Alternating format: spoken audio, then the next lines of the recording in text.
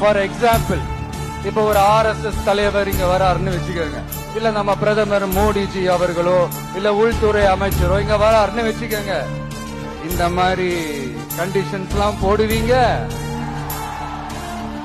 இந்த மாதிரி power cut பண்ணுவீங்க, இந்த மாதிரி வயர் கட் பண்ணுவீங்க. கொஞ்சம் கட் பண்ணி தான் பாருங்களேன்.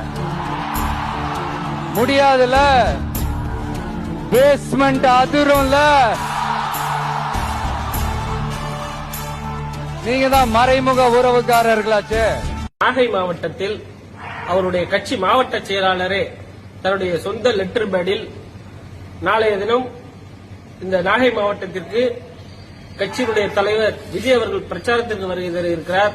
அதனால் எங்கள் நாகை மாவட்டத்தில் நாகை பகுதியில் மின்சாரத்தை துண்டிக்க வேண்டும் என்று சொல்லி மேற்பார்வை பொறியாளர், மின்சார வாரியத்தினுடைய மேற்பார்வை பொறியாளருக்கு ஒரு கடிதம் எழுதி அளித்துள்ளார்.